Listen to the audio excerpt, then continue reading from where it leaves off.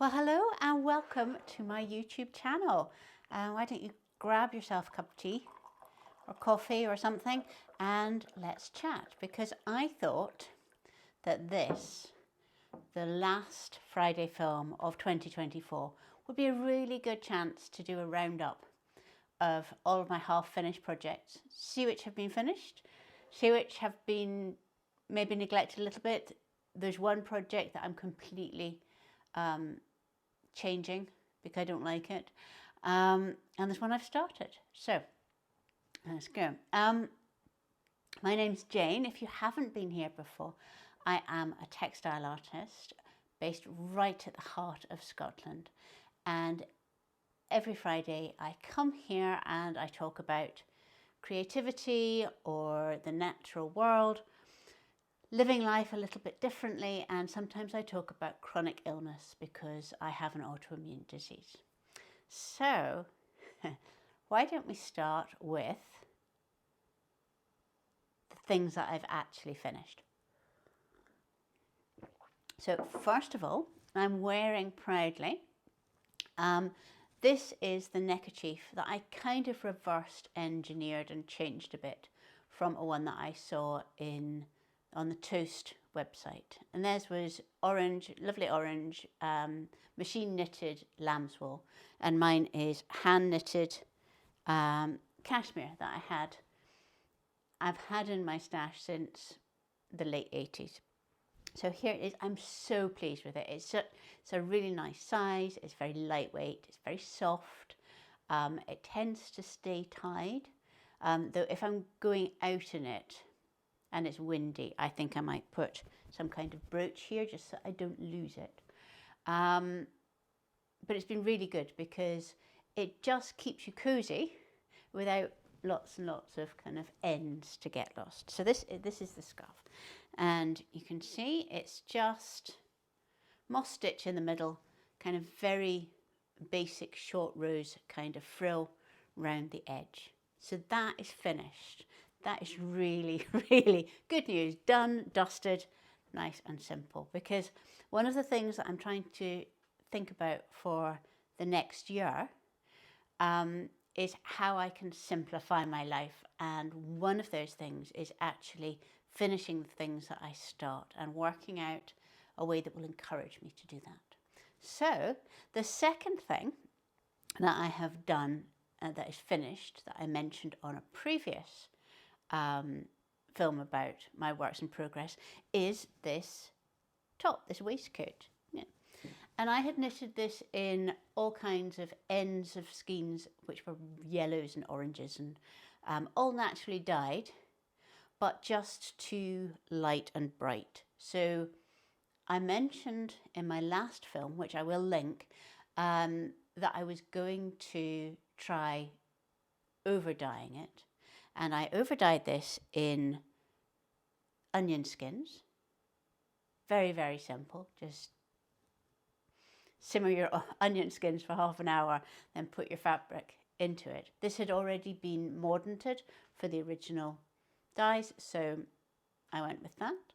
And that turned it a bright, bright orange. It was a lovely colour, but again, not exactly what I wanted. So I had said that I was going to try and make it olive green, and I did that by giving it an iron rinse, putting it in water with a couple of pinches of ferrous sulfate and leaving it for about 10 minutes.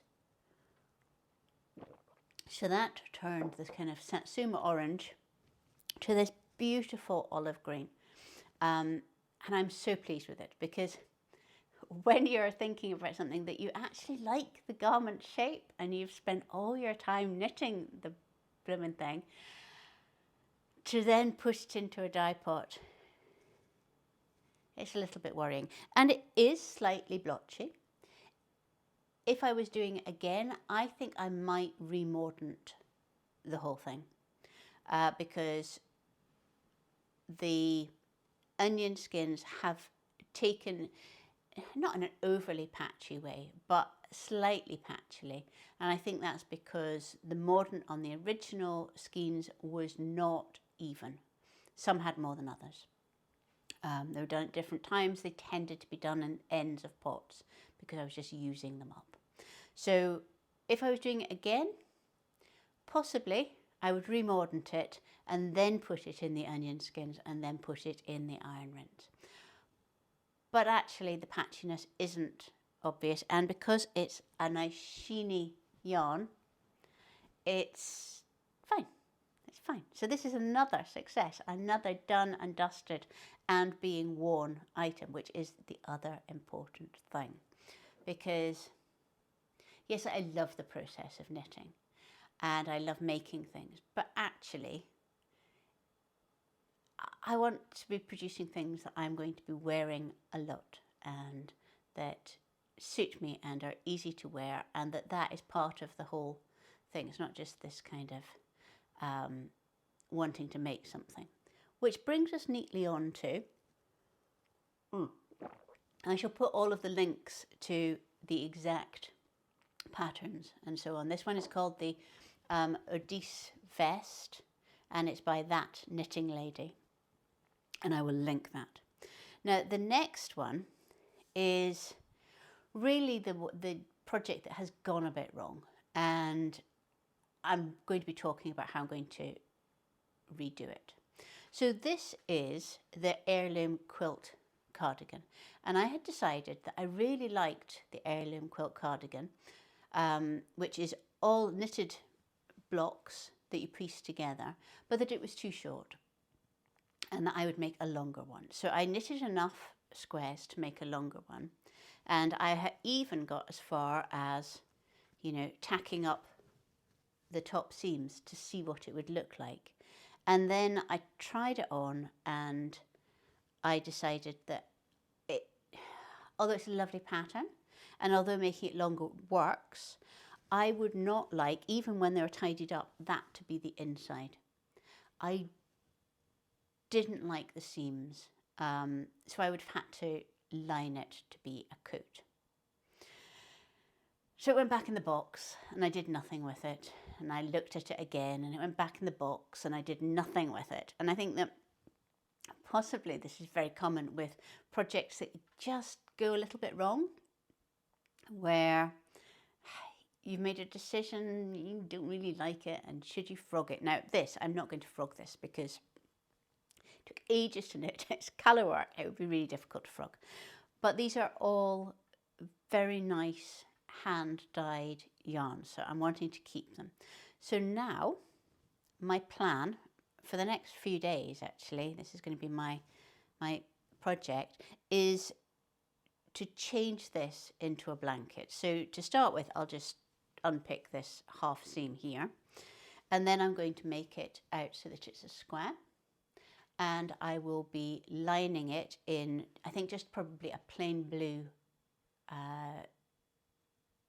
wool, like a tweed kind of wool, and then binding the edges in bias binding, probably made from the same tweed if I have some. But you know, you've seen my fabric stash, it'd be nice to get something used.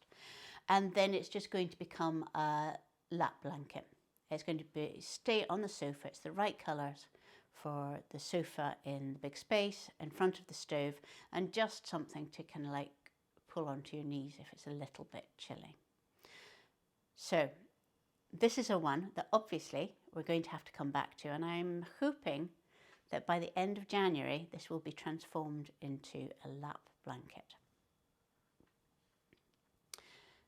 So obviously I have finished some things, so I'm not going to have an empty knitting basket, am I? So I'm going to show you what I'm going to try, and again it's an experiment and I don't know whether it's going to work, because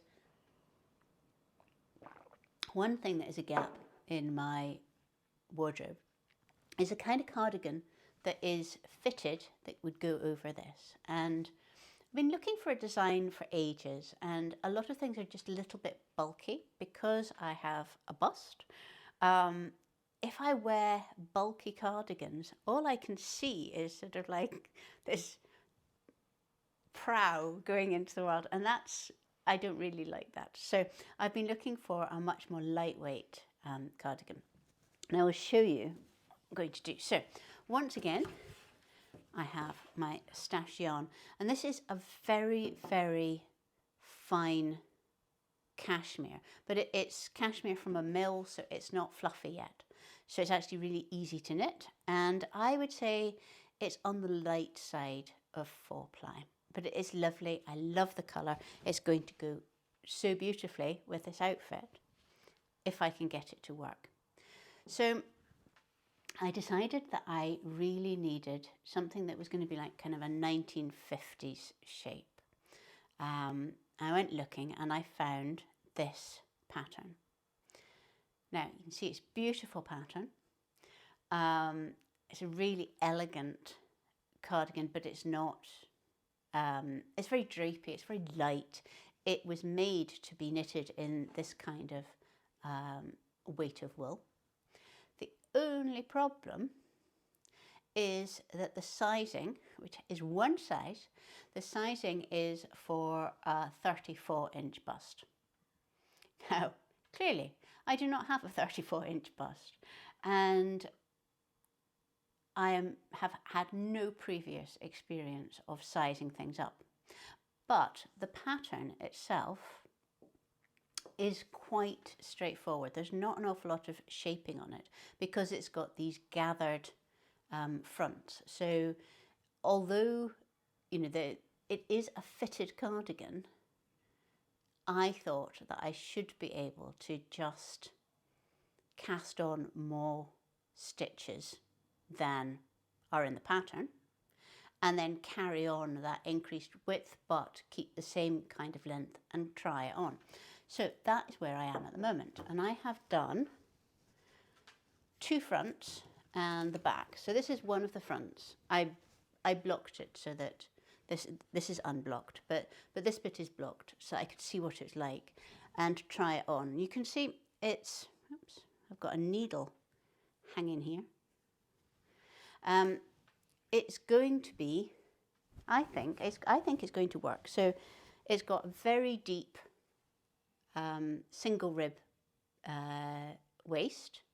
I've got these just on a bit of string here, and that's going to be the kind of like the front button band. I'm not having buttons on it because I'm never neat enough with button holes, and I actually want to see what I can do with it once I've got it fitted.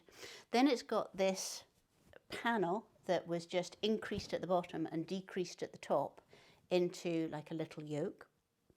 The back is completely plain. The back was just stocking stitch knitting. And then the sleeves, of which I'm just doing this, you seem to just go up with every 4th row increasing, and then there's a bit at the top where it goes like this shape. And that then should just sew straight on the flat. You can tell I'm working a little bit blind, but also with kind of some sense of what might be possible. So that is the knitting that I'm taking away for Christmas and car journeys, and we're away at New Year. So this is going to be my, you know, sitting watching Wallace and Gromit kind of knitting. And hopefully, again, I'm hoping to get that finished in January, so I can take it away when I go to Italy mid-February, because I am going back, which is really, really exciting. And I'll be doing films from there, so you will see. And actually, I think I'm much more relaxed doing films now, so you'll probably see more of Italy this year than last. And now I have one thing that I am so proud of, but it's big, so I'm going to go and get it and come back to the table, and I'll have to clear the table, and I will show you what I did with the Hexagon quilt that my mum gave me, the unfinished and rather bizarrely shaped Hexagon quilt. So here we are. Now, do you remember my mum had worked in the 1980s on a couple of Hexagon quilts? There was one pink one, which she finished, and then there was this one made from greens. And I've talked about this in a previous film, but it was kind of like all different shades, because she was wanting it to be graded from dark to light and so on. So she gave me it, and I didn't know what to do with it. But I wanted to do something with it, but realistically, working on somebody else's quilt for hours and hours and hours is a bit tricky. So while I was tidying up and clearing a spare room, because we're going to make it into more of a gym, I found this sewing box. It's a footstool sewing box. I think it's probably 19th century. It is beautifully made, it was beautifully upholstered, but I had got it in a very ragged state, and I'll put up pictures. And I've also written a blog post all about the step-by-step here. But I thought, wouldn't it be wonderful to cover it with this patchwork quilt? So that is what I've done. And I just did it very, very simply. I took off the split silk fabric that was on it, but I haven't done anything else to the carcass, and it is just all kept with its insides, and I just used tacks and staples to put my quilt on. And in the same way, I didn't take the tacking stitches out of the quilt, and I kept the paper pieces within it, partly because that gives it, you know, a little bit more strength.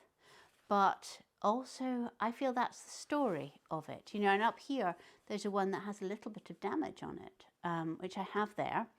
But if that gets too bad, then I have lots and lots of these hexagons that I could always just applique on the top of that if I need to. And it can become like a work in progress thing. So this is now a sewing box that goes next to the settee in the living room, and where I can store things out of sight. Though that's always a problem for me, because anything that's out of sight I forget about and I don't do. But hopefully, if there's just one project in here that I can take in and out, keep it away from the cats, that will work really, really well. So I was just so delighted with this, and also delighted that when I showed it to my mum, she thought it was amazing. Because obviously I'm cutting up something that was a thing that she had worked on for a long time. So pop that down there. And then I have some bits of the quilt are left, and I'm going to make them into cushions that can go on the settee next to this. But with the cushions, I think I will take out the paper pieces. So keep twinkle, because that would be quite unfortunate. So there we are. That is all of my projects that I have been working on for December. The other thing I wanted to say to you is thank you so much to everybody who sent me messages about Dixie. She is doing really, really well. The vet's very happy with her. She's been kind of like discharged until the new year. She's got the lumps that were taken out have been sent away for testing. But in herself, she is very happy. Quite sleepy, I would say, but very, very happy. So thank you very much for all of those messages. And now I am going to go off and pick my daughters up from the London train because they're joining us for Christmas, which is just wonderful. And I hope that you all have a wonderfully happy and merry and joyous festive season. And I shall see you back in the new year. Bye bye.